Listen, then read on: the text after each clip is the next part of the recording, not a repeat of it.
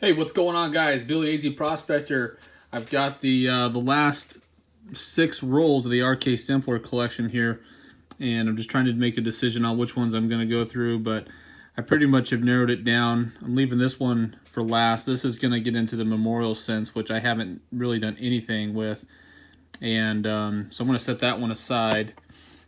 This one I'm probably going to save here for last, but again, we're trying to pick out the best scents to send off to PCGS to have graded.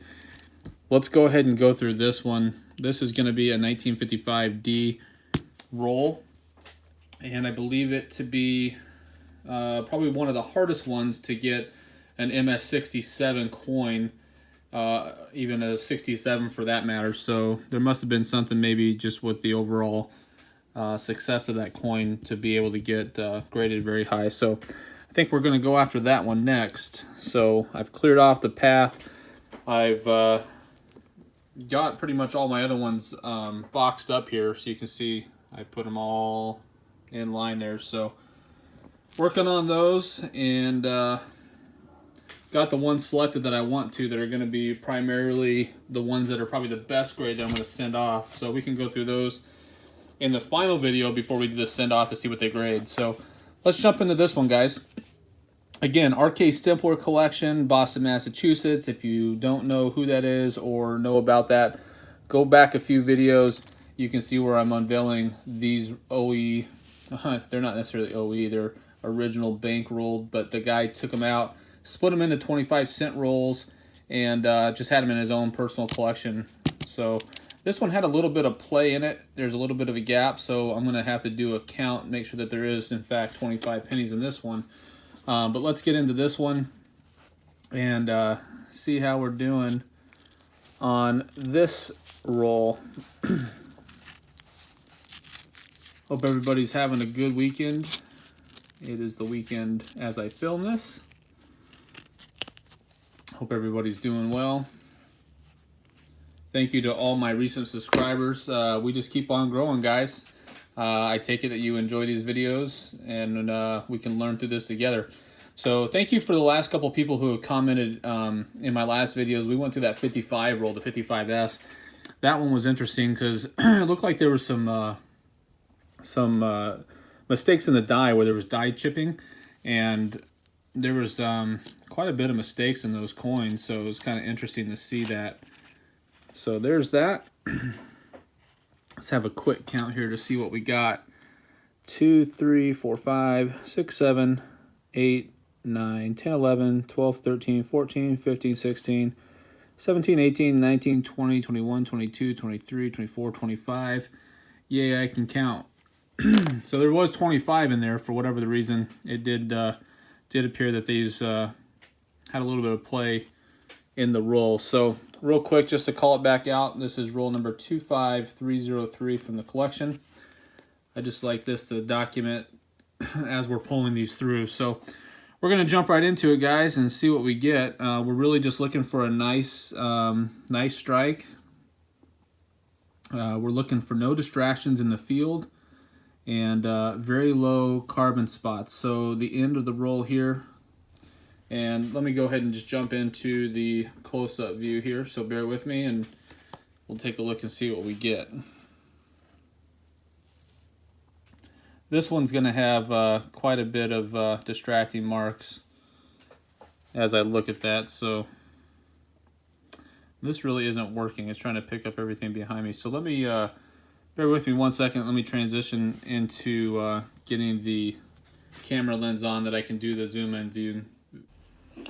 All right, here we go. So let's jump into these. This one's got quite a few carbon spots on it, so that's not going to work for us. Next one up here. This one's got quite a few distractions.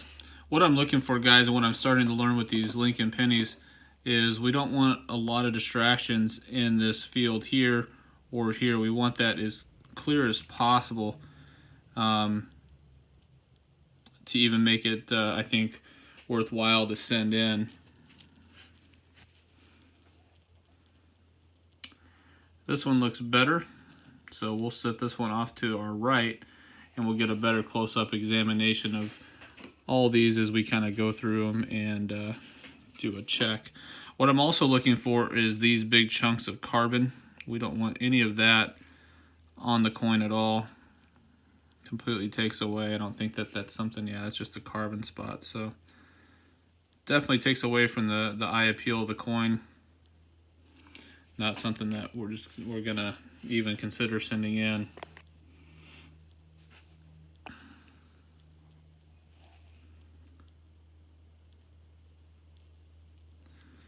A little bit better there. We got a lot of carbon on the shoulder, really bad actually.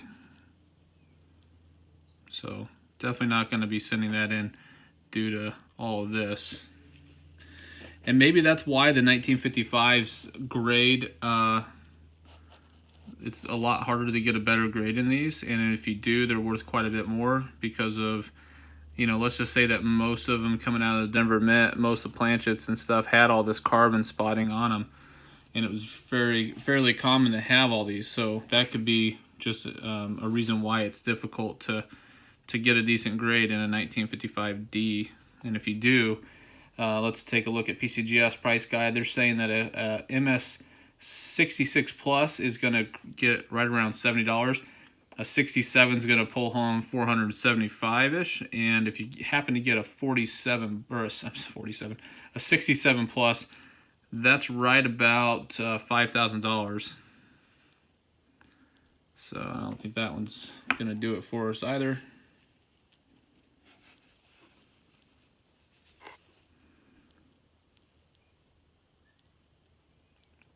Maybe a little bit better on this one, but still got quite a bit going on. Now I have this in a 20 power, guys, so definitely more than what they're going to be grading the coin at. The coin they're going to grade at is going to be right around a 10 power from what I understand.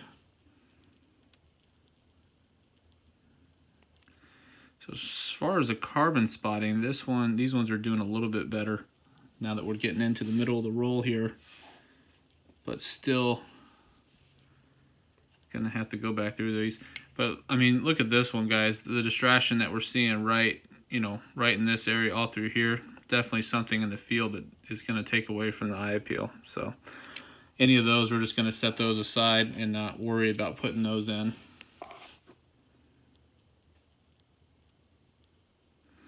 Still considered an uncirculated coin though, and in a red. So, you know, if people are trying to put together an upgrade of coming from a brown coin into a red coin, these will do just fine for that. And most likely I'll sell them as that. If you guys are interested, I do sell on eBay right now. I'm considering putting up a website at some point. I have a lot of tools on there, a lot of vintage tools. Pretty much sell a little bit of everything, guys. Same name, Billyazprospector. If you go on eBay and look at that, you can see the different things I've got for sale or have sold in the past. Any relics, artifacts, type stuff that I've just acquired over the years that I no longer want to have in the collection, or just things that I no longer think I need. So I do sell on there occasionally. So as I'm going through this stuff, guys, let me know if you see something that you like or something that you would consider buying, and hit me up. Let me know. You can always reach me at billyazprospector@gmail.com, and I can get back to you. It takes me a little bit longer to get back to you on that, just due to work and everything else. So just so you're aware, it may take me a few days to get back to you, but I will.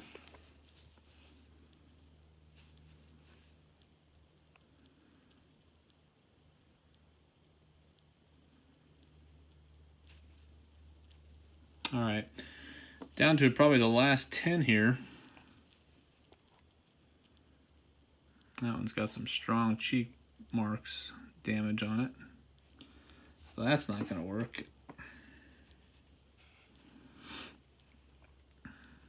Same thing with this one. See what I'm talking about, guys? They are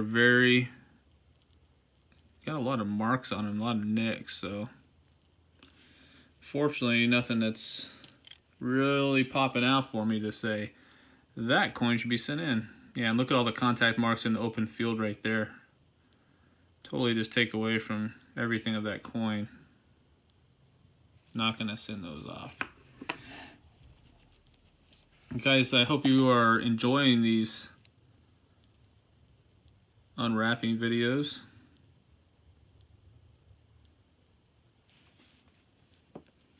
Let me know in the comments. Let me know what else you guys would like to see.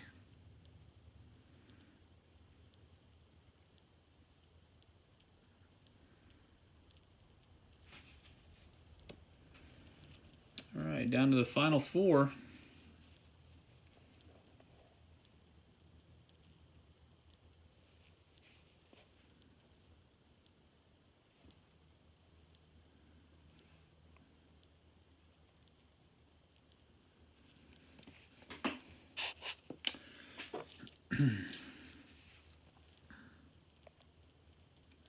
Like I said, I'm going to hold off of doing anything with the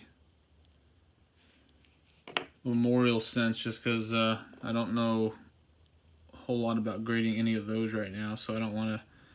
I feel like I'm finally honing in on what they're looking for on these coins when they're grading these at PCGS, so I don't want to mistake that for what I'm about to send off. So this was the final coin. This was the ender. Alright, so what I'm going to do now, jump back over to regular view here.